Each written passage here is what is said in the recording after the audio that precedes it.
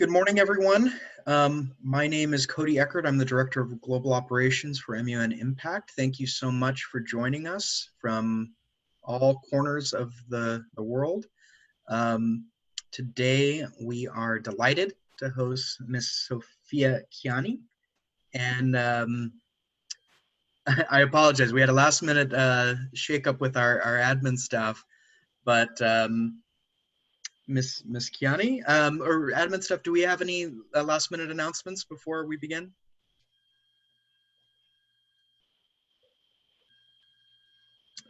It appears not. So without much further ado, Miss Kianni, I'll turn it over to you. Thank you so much. Of course. Hi, everyone. My name is Sophia Kianni, and I'm a youth climate activist. And so I'll share my screen with you all so that I can show you my presentation. Let me just switch my tabs. So I'll first start with how I became passionate about the climate movement, why I really started to get involved. And so to begin, I'll share with you guys some photos of me at different climate events. So this is me. On the left, you can see that's a picture of me at the Black Friday climate strike. And so I was striking alongside Jane Fonda and some other amazing youth climate activists. On the right, you can see that's a photo of me right before my hunger strike in Nancy Pelosi's office with my Fridays for Future sign. And then at the bottom left, you can see that's a photo of me giving my speech to the press right before my hunger strike. And so to continue, here are some other photos of me with some amazing activists. And I always think it's really important to highlight that the youth climate movement is not defined by one singular person or even a group of people. It really is a collective movement working towards solving the climate crisis. So I always think it's very important to acknowledge those people who are working with me. And so on the left, that might be a familiar face to some of you. That's me with Jane Fonda. And on the right, at the top, that's a photo of me at a meeting with Jane Fonda and with some awesome youth climate activists from New York City. And on the bottom right, that's a photo of me striking again at the funeral for a future Black Friday strike. And so how did I get to this point where I was engaging in climate strikes, helping to organize climate events, etc.? And so it really started for me during middle school, which is when I took a trip to Iran, which is my parents' home country. And so while I was in Iran, I realized that there was really a severe pollution problem that was turning into a major public health crisis. And there was also a climate crisis happening. And so you can see this news article really shows how bad the pollution in Iran was. And in fact, it was so bad for me that I couldn't even see the stars at night, which I thought was horrifying. And so these are some other photos that really demonstrate how terrible Iran's pollution is. And these are all recent. So really the pollution has gotten worse in recent years since I last visited in middle school. And so for me, the thing wasn't only just that the pollution was horrible. It was that my relatives were really also unaware of the impact that they themselves were having on the climate crisis and on exacerbating the environmental disaster in Iran. And so you can see heavy pollution in Iran hospitalizes 1,500 people in 24 hours. Babies are dying of air pollution. So really nothing has gotten better. And in fact, in the Middle East, temperatures are actually rising more than twice the global average. So it's not just exclusive to Iran. There really is a general Middle Eastern climate crisis happening. And I thought it was really important for people like my relatives to be informed about what was happening. And so about a year ago is when I realized that there was a lot of other passionate youth climate activists in a variety of different organizations who are really working on playing their part in solving the climate crisis and organizing amazing climate strikes and different events. And so that is when I reached out to many of them. I sent probably like 100 emails saying that I really wanted to get involved, and I asked how I could help, and I talked about my story, why I was so passionate about the climate crisis, and talked about the work that I had been doing to educate my relatives in Iran. And so on the left, you will see that is the symbol for This is 0 Hour. So I work on their national partnerships team. And really what makes 0 Hour special is that we are primarily led by women of color.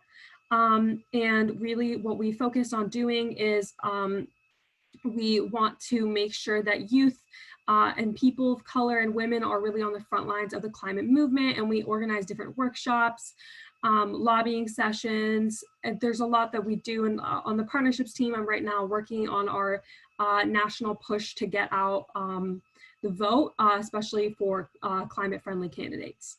And in the middle, you can see that's the logo for Fridays for Future USA. I have worked primarily as like a national strategist for them, working with press releases, etc. And so what makes Fridays for Future different is that we were founded by Greta Thunberg.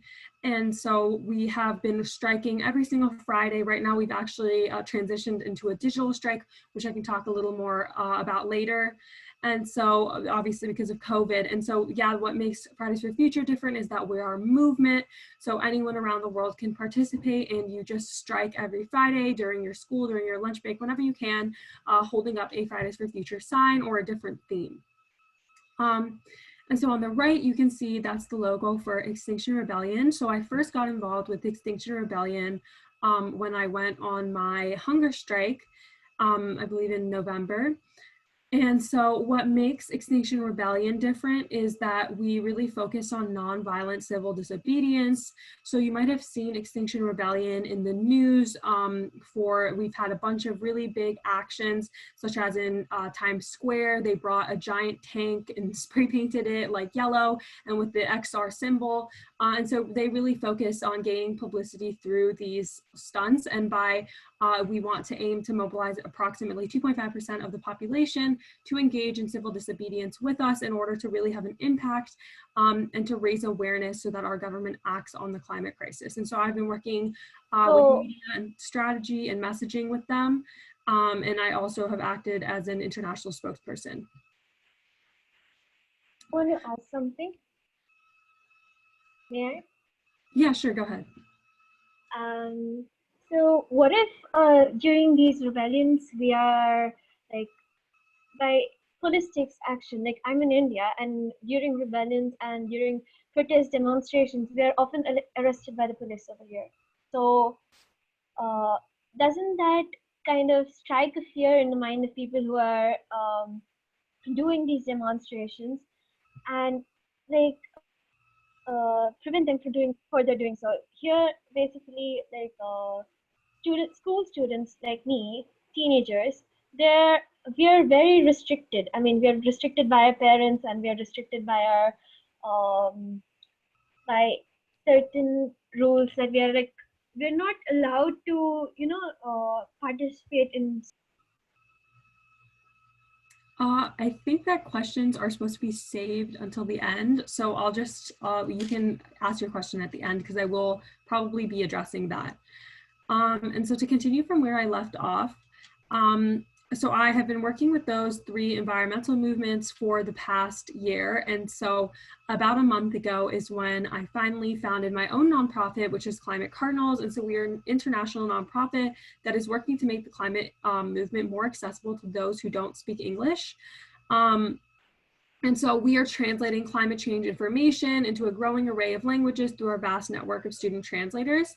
And so volunteers can work from home and earn community service hours from the comfort of their house. And so because of that, our growth has continued to accelerate even during the era of social distancing. And so really my inspiration for Climate Cardinals came from the fact that I knew that my relatives in Iran did not know much about the climate crisis when I went in middle school. And so I thought this was a huge problem. And I realized that a part of the reason why is because most climate research and information is available only in English. And so I thought that this was a huge problem. And so I was translating climate information into Farsi to educate my relatives. And so I realized that if I mobilized other students to do the same thing, to translate climate information into other languages so that they could educate their relatives, then we really could have a global movement of people working together to translate and educate people around the world. And so in terms of how Climate Cardinals has grown, so like I said, this has really been an idea that I've had ever since middle school, but it wasn't until probably like a few months ago that I realized that it was something I really wanted to turn into like a big idea and into an organization. And so while I was working within those other nonprofit organizations, I realized that there really was an opportunity for me to use my skills and expertise and the people that I had met and translate it into my own organization. And so we did launch about over a month ago. And so we have now grown. These statistics are a little out of date. So we actually have now over 15 directors. We have over 700 expert language leads. We have almost 5,500 student volunteers, and the average age is around 15 or 16. And so our impact, we're currently working on translating 3,000 pages of climate information, and we have people signed up to translate in over 100 languages. And so we really started off with a bang. We were featured on the front page of the Washington Post, MTV, Business Insider, a bunch of other really major news outlets. And why I mentioned this is because part of starting your own nonprofit is you really have to take into account, press strategy, partnerships, really leveraging any sort of connection you can have. Because by utilizing these connections, I was really able to get Climate Cardinals in front of a wide audience, which is why in such a short period of time, we have been able to get so many volunteers. And so that's definitely something I would advise to anyone who's interested in starting your own nonprofit. Definitely work on press strategy, outreach strategy, build up a network of partners who are ready to support you from the get-go. And also, of course, reach out to your friends and family and anyone who can really be involved in the initial launch. And so in terms of our partnerships or organizations that we're collaborating with or going to collaborate with, so start with Future Coalition, really in terms of like the logisticals, like steps of starting a nonprofit. So you need 501c3 status, which is like just a legal status in order to be able to give out community service hours, which is like the reason how it's the way that our organization thrives. It's that we give students community service hours for translating climate information, and then they get community service hours. So it's like a mutual exchange. So we worked with Future Coalition to secure a fiscal sponsor so that we were able to give out community service hours. And then in terms of with Wikipedia, we're going to be forming a partnership to translate their climate information articles with Columbia University. We're going to be working on reaching out to local New York teachers and school systems so that they can be implementing our translating program, our teacher program, which really the way it works is like teachers, language teachers give out climate change assignments, and then we publish them on our websites, the work that the teachers do. And then Respond Crisis Translation Network.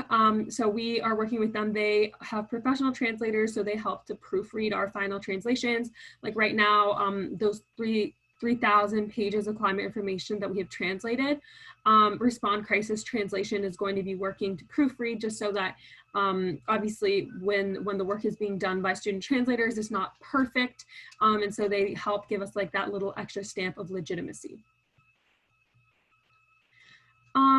And so more moving on to like the climate movement as a whole. And also I know I'm going to save questions for the end, but I did see a few questions about joining. And so I'll just touch on that a little bit. In terms of Climate Cardinals, we really are open to anyone to join as long as you are bilingual. You can read and write 2 languages, and we actually just opened up another team application.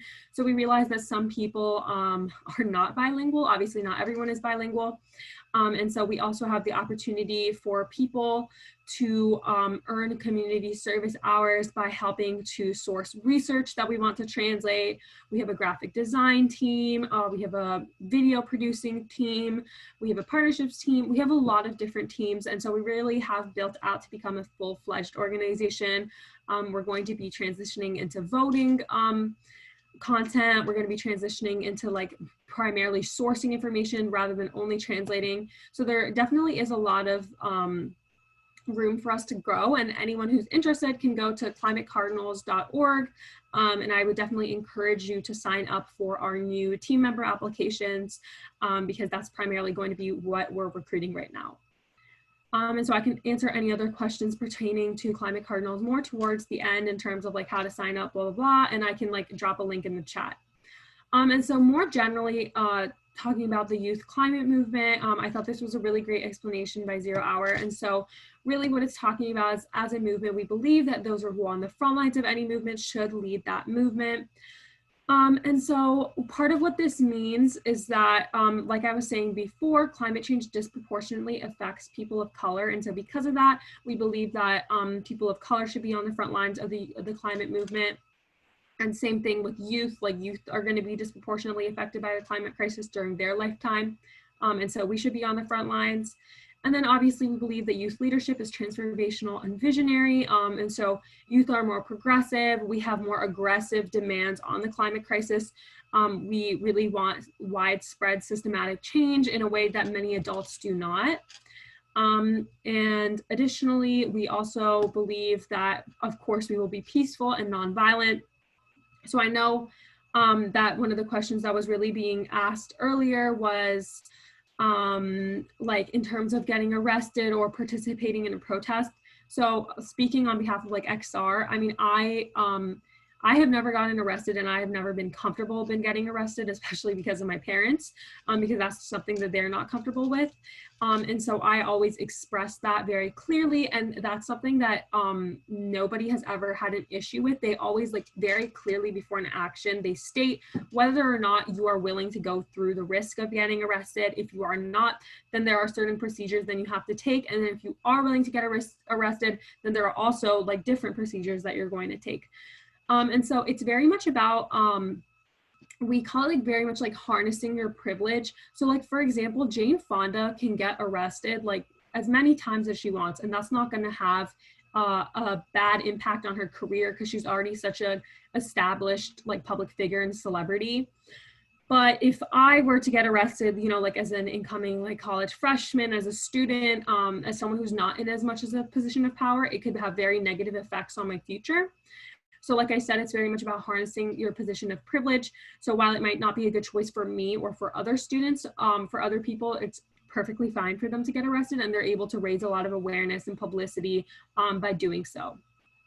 And so we will extend the hand of friendship. And what I mean by this is like, too often I hear this dialogue that's like us versus them, like adults versus youth, but really that's not what we're going for at all. In fact, we really love to work with adults, and we know that there's a lot that we can do with them and a lot that we can like learn from. And so we always do extend the hand of friendship, and we demand that our allies take action in solidarity with us so that they're not co-opting our movement, but rather helping to support us. And so, of course, we affirm climate change is real, Indigenous rights must be honored, generations must learn from each other, and we are an inclusive movement. And so what we mean by this, by all of this, is that, of course, climate change is real, and so we really try to ground everything that we're doing in science. We always want to reference statistics. We really also want to give the spotlight to scientists. And so while I, of course, have like recommendations that I think that we should be doing, and I have certain opinions, I would never assert myself as the foremost expert on the topic. And I always do think we should defer to scientists when making specific policy recommendations. And then Indigenous rights being honored. Indigenous people have been really fighting for this planet for decades, long before I and many other climate activists have been, which is why it's really important to include them in conversations and really make sure that their voices are heard and that their perspective is shared with the world. And so this is a graph that really just shows that in the United States and other wealthy countries, like they are the top emission polluters. Like you can see the CO2 per person is much higher in the United States. And so this is just really demonstrating what I think is important, which is that it's important for countries like the United States to take responsibility and realize that, like, since we are such a big polluter, the onus really is on us to play a huge part in solving the climate crisis, because without us in the equation, then everyone else's efforts will be in vain, because you can't just have this one weak leg that isn't doing anything, or else we can't solve the crisis. And so now we're going to talk about an issue that I think is really neglected in the climate movement, which is environmental racism. And so really what this means is that when industrial fossil fuel projects are constructed in majority minority neighborhoods, and so that's negatively impacting the well-being of people of color. And so this is a short video that I think does a really great job of explaining. It's only human to find inspiration so I just need to wait for this ad to pass. Our search to transform and so while this is playing, I guess I'll just say that I think this is definitely something that needs to be addressed more and that people need to talk about more because it is a huge component of the climate crisis. In America, air and water are separate but unequal. Environmental racism is the new Jim Crow. Yeah, I get it. The environment isn't a person. How can it be racist? But the most basic pieces of the environment, the air we breathe and the water we drink, are controlled and designed by people. And people can be racist. More than half of all people who live close to hazardous waste are people of color. Floodplains nationwide have high populations of Blacks and Hispanics. Black children are twice as likely to suffer from lead poisoning as white children. This inequality is no accident.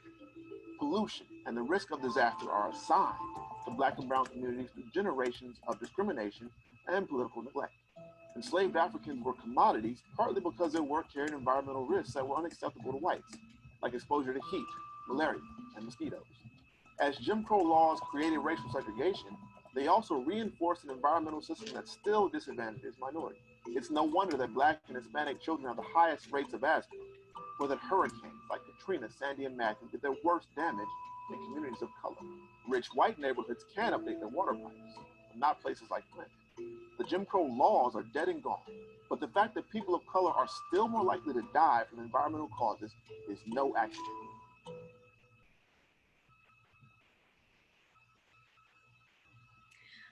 And so now moving forward to, and so the reason why, again, that I bring that up is because of my point where the climate crisis really is disproportionately affecting people of color, which is why it's really important to include Black and brown people in the climate conversation and make sure that their voices are prioritized, because they really are the ones who have had firsthand experience with the climate crisis and its disastrous ramifications. And so again, moving forward on what has the youth climate movement accomplished. So I really would say that our signature accomplishment was the September 20th strike, when we had over 7.5 million people turn out from across the world to strike with us. So this really was our signature accomplishment. Many of you guys might have seen this was when Greta really was blowing up, and she really helped to lead the movement and to lead the climate strike. And so we were planning a similar action on Earth Day, but unfortunately because of COVID, a lot of stuff has changed. And so on the left, you can see that's like the Youth Climate Coalition. So that's just some of the organizations and nonprofits that have banded together to help fight the climate crisis and to organize these climate strikes and marches. And then in terms of the COVID pivot, on the right, you can see that's FFF Digital. So that's an example of how we have adapted to the coronavirus. And so instead of striking every single Friday outside, we have started to digitally strike every Friday, and it's really easy to join. Anyone can just go to the FFF Digital Instagram and DM them a picture of them striking, and they'll include it in their weekly collage. And so I think that's really awesome, because obviously it's a very easy way for people to get involved, and you're still like raising awareness during these hard times.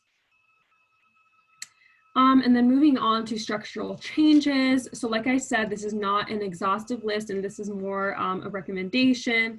Of course, we need to defer to scientists when making like concrete policy proposals, but this is stuff that people themselves can also do. So local schools should be implementing climate justice education, which includes how the climate crisis is disproportionately affecting people of color. We need to be implementing local and community farming, because agriculture is a huge component of the climate crisis. We need to be urging local elected officials to be creating affordable mass transit systems, because also like the use of cars is also contributing to the climate crisis. And then we need to just transition away from fossil fuels to sustainable energy sources. And so a just transition is included in the Green New Deal. And really what it means is that you're taking into account the needs of fossil fuel employees, because obviously, You can't just like leave these people unemployed. You can't just be taking their jobs away and not really offering up an alternative. So a just transition would be allowing funding to go towards retraining them and giving them new job opportunities in a renewable energy field. And so we need to demand that those in power get to the roots of the climate crisis and tackle the systems of oppression that caused it in the first place.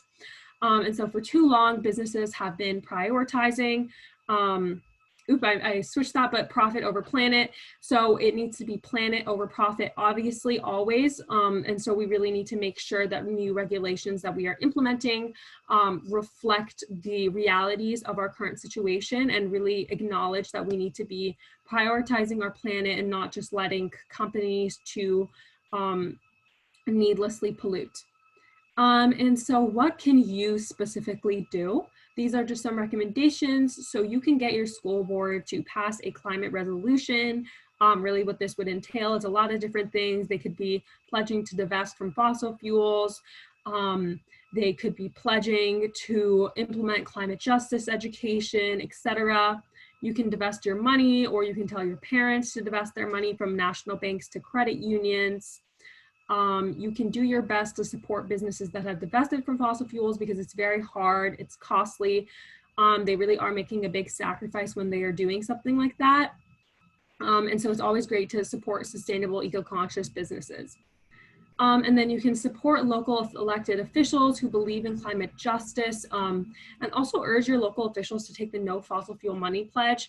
Really, like, that's basically exactly what it sounds like. They're basically saying that they're not going to be taking money from polluters, you know, like from big oil companies, from people who are lobbying. And that really just maintains their integrity, and it shows that they're not just going to vote against climate legislation because they're being unduly influenced by money. And then educate yourself and others. Again, pretty intuitive. Make sure that you're read up on like important pieces of climate legislation, or that you just have basic climate knowledge.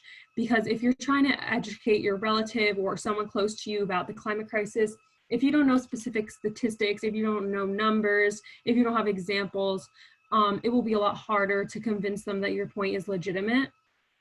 And then start or join a local climate organization. So Fridays for Future, Extinction Rebellion, Zero Hour, they all have chapters around the world. It's very easy to join. And then of course, in terms of Climate Cardinals, it's very easy to join. You just have to go to our website and you can apply to join one of our teams, or you can apply to become a translator. And like I said before, I would 100% urge everyone to go try and sign up to be a team member, because you don't have to be bilingual, and we just reopened the applications due to popular demand. So they're back. It's really easy to earn service hours, and you're also doing a great service to the planet, because you're helping to educate people from around the world about climate change in different languages. And so that was a pretty exhaustive look at everything I've been doing, what you guys can do. And so now I would love to answer any questions you guys might have for me. Especially, I can either go through the chat or I can open it up for people to ask me orally. And so, yeah, I would love to share my advice with you all. And so let me know what you would like to know more about. And thank you for coming to my presentation. So we have a question from Arena from Canada. So can you please open your mic and ask your question, Arena? Yeah, of course. So I'd first want to just start off by saying thank you for presenting. It was a really great presentation and I learned a lot. And I know I had a few questions, so I'm gonna answer one of my more pressing questions. So I have a relative, an uncle, who doesn't believe in climate change. And there's been multiple fights with between families because he will not listen to statistics. So I was wondering if you had any insight on what I should do for that. So to be completely honest, I do not recommend using your time and energy to convince people who do not believe in climate change that it is real. And the reason I say this is because there are so many people who believe in climate change, but who just don't think that it's a big issue. So if you're focusing on those people and you're telling them, hey, like, I know you believe in the climate crisis, but you really need to you need to act on that. You can't just be giving it lip service. If you care about this issue, then you would be voting for climate friendly candidates. You would be joining your local climate organization, like, etc. You would be taking these steps, and like, you can have a lot bigger impact by focusing on people like that, rather than just focusing on people who are never going to believe in climate change, no matter what you say, because like they really have been brainwashed, or they just lack the education. And so of course, like, I mean, I wouldn't tell you like not to try at all to convince your uncle. Like, definitely you should try. But I would say I think your efforts are better placed in a way where you're convincing people who do believe in the climate crisis to join a climate organization, to donate, etc. Thank you. That makes sense. Thanks. So the next question is from Lisa F. from Qatar. Can you just... Hi. Yeah. Hi, sorry. Just scrolling back to my question. I wanted to ask about, so you've mentioned a few ways where we can make personal changes to get involved. And you've also highlighted a few of the aspects on what skills we should be honing.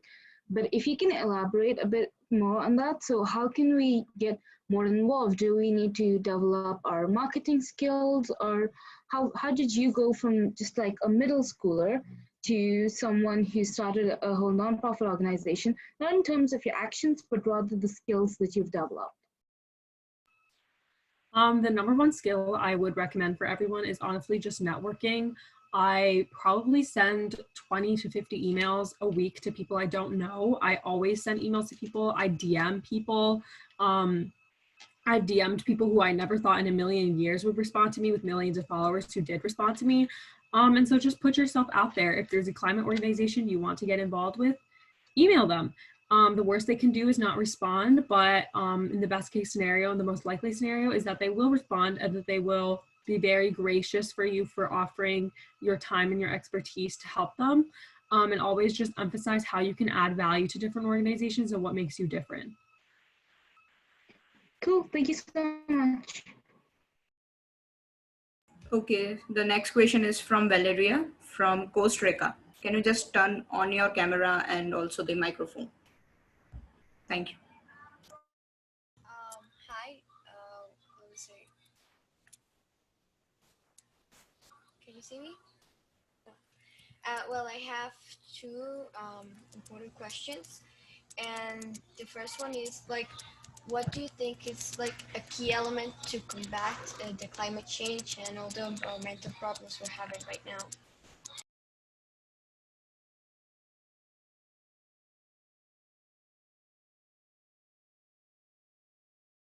I just unmuted myself, sorry. So one of the key things that I think is really important to acknowledge is that this might be a bit pessimistic, but there's not that much that one person's actions will have on the climate crisis. The most important thing people really can do is to vote. Because at the end of the day, the climate crisis is caused by these systematic issues. And so if we don't get our government to act, and because I think the statistic is something like 70% of all of our emissions are because of only 100 companies. So if we're not regulating those companies and getting them to decrease their emissions and to really change their practices, then we really won't be able to have the large, systematic, widespread change that we need. And so really, if you can get involved with local politicians' campaigns, if you can really advocate for climate-friendly candidates, get your parents to vote for climate-friendly candidates. Like, I know I just turned 18, so I can finally vote, like, woohoo. But if you can't vote, then definitely you can help to lobby for politicians, and you can encourage your parents to vote for climate-friendly candidates, because I really do think one of the biggest components of this is voting. Thank you so much. And I have another question. It's that in my community, we don't have like an organization, or really like in my country. So I really like want to start something in my school or in my local, in my community. So do you have any tips for that? So first you need to figure out like the legal process in your country for setting up a nonprofit so that you can be legally registered, because that will like give you tax deductible status, a lot of like different things that really make you legitimate. And secondly, a lot of different climate organizations offer the option to start chapters in your area. And so I would encourage you to look into that rather than just starting your own climate organization, because if you start a chapter of an organization, they can give you a lot of resources. Like they can give you a toolkit, they can give you access to press contacts, a lot of different very helpful things that will make it a lot easier. And also they can like fiscally sponsor you and give you the status that you want so you can have all these nice perks. And so that is a lot easier than just starting your own climate organization, especially if you're just first starting off. But if it's more like a community organization, then honestly just go for it and just like organize different community different community events for people to participate in. Thank you so much. So, okay, we have next question from Anita from UK. Can you just turn on your microphone and your camera?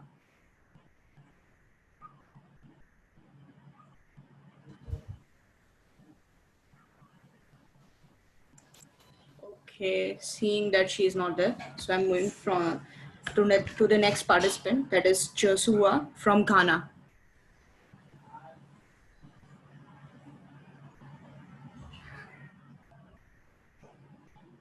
Joshua from Ghana, are you there? Okay, seeing she is also not written. So we have next delegate, Anurag from Qatar. Hello. You have said that your climate organization has started digital strikes.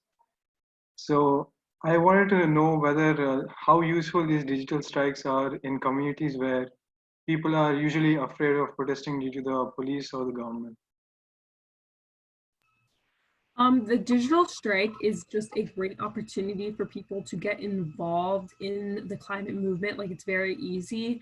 And really like it's just a great way for us to continue climate advocacy during COVID, because a lot of stuff has been really halted. A lot of strikes, a lot of events have been canceled. And so if you're just posting on like your social medias about how you're joining the climate strike, then it just shows people that the climate crisis is still happening and it's something important for people to pay attention to. So it's just good for raising awareness, especially during this like particular time. Okay, thank you. So the next question is from Scarlett from Bolivia. Can you just turn on your microphone and your camera?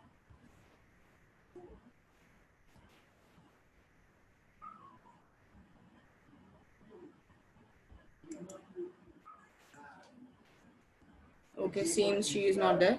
So we are moving to the next. That is Zain from Egypt.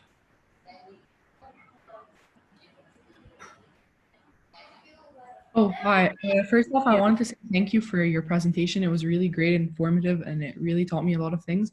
And I just had a question of, do you have a specific age range for people who volunteer? So like, do you not accept anyone under a specific age? We don't really have an age range. It just so has happened, like obviously we have students who want to volunteer with us because we're giving out community service hours, like that is our incentive. So like pretty much any student of like any age within like reason. I think if you're like 5 years old, I'm not sure if you can translate to the quality that we want. If you are fluent in a language, then we would love for you to help us translate. And then if you are not bilingual, then the way that you can help is with one of our teams. But to help with one of our teams, obviously you need to have like a little bit of experience in whatever you're applying for, like marketing, social media, international relations, because like we do have an application, you have to like put down your information, your resume, whatever. And so we don't have an age range per se, but it is a little self-selective. Okay, great. Thank you.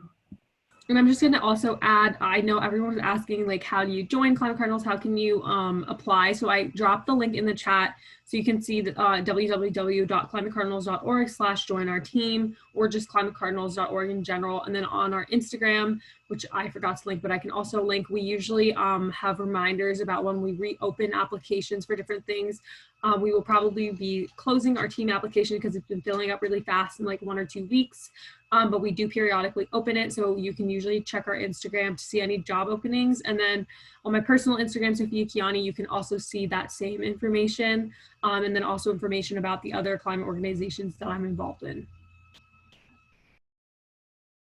Okay, so the next question is from Rika from Philippines. Rika, So, turn on your camera.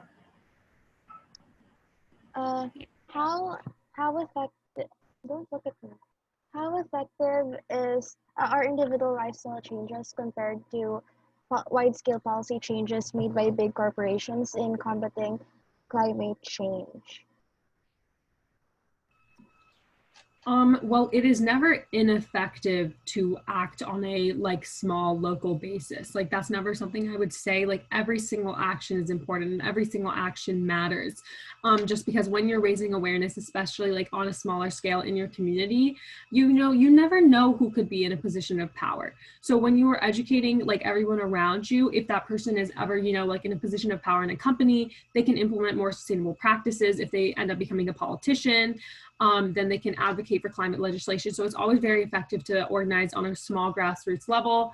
But obviously, it is very, very important to get legislation passed because that's the way that we have widespread, like systematic change that has to be enforced through regulations.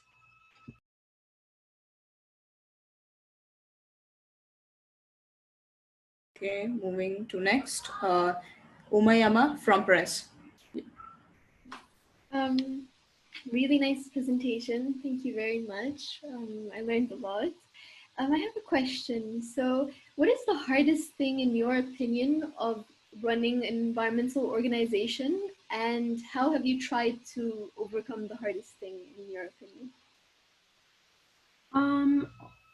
There's so much, but so I guess to begin, one of the hardest things was when I first launched Climate Cardinals, I had no idea that it was going to be this big. I really only expected 100 people to sign up, but we had a launch video that reached over 300,000 people. And so in the first day, we had over 1,000 people sign up, and I was super overwhelmed because I didn't have a team. It was just me and 2 of my friends. And so I was kind of scared. I didn't know really how to move forward. And so another component of it was like finding the time to do all of this. And so really what I realized is that it's so important to really have as many people as possible to help you. I never want to be like a power hoarder, or I need to realize like I can't just micromanage every single part of my organization. I really have given my team members and my directors the autonomy that they need to function. And even though that was a little hard for me in the beginning, it's really paid off because we've been able to do so much more now, because now we have like directors who are overseeing the parts of the organization that I used to oversee. And even though it's been a little difficult for me to like give up part of my baby, like it's also really, really nice to realize that I don't have to spend like 24/7 managing like all of our social medias or all of our campaigns. Right. Thank you very much. Of course, thank you. So we have Mario from Mexico.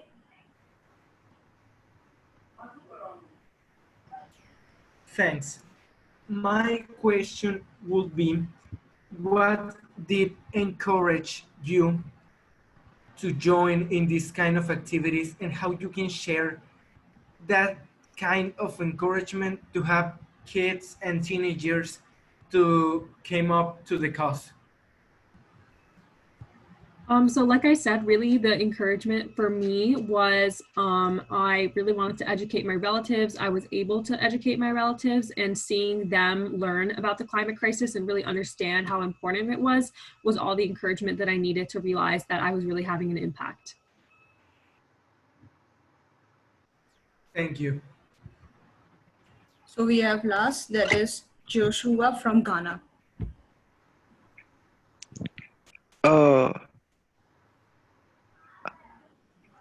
I wanted to know how, for example, how I handle a situation where we have skilled people, but we don't know that skill can be used to tackle climate change, but we don't know how to use it to our advantage.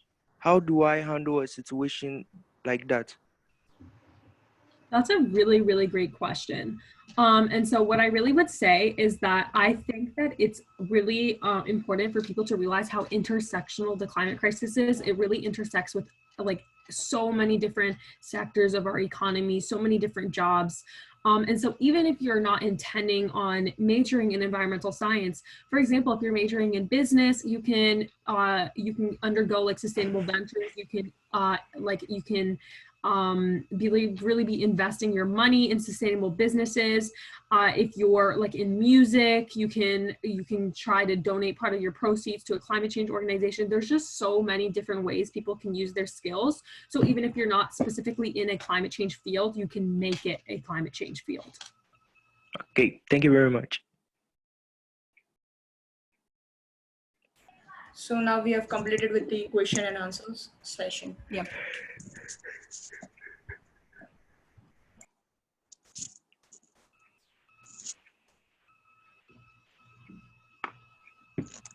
All right, I think that has, the time for this session has expired. Ms. Kianni, you are an inspiration to not just our students here, but young people and grown-ups around the world. And we all commend your work. And I think I can say on behalf of the students who are here today, they all benefited greatly from having you speak to them. Thank you so much for joining. Of course, thank you so much for having me. I hope this inspired people. I would love to see you guys join Climate Cardinals. Definitely hit me up if you guys have any questions. And yeah, thank you for listening. Will do. Thank you so much. All right, everybody. Thank you so much. I'm going to shut the meeting down. Have a good day. Bye. Thank you.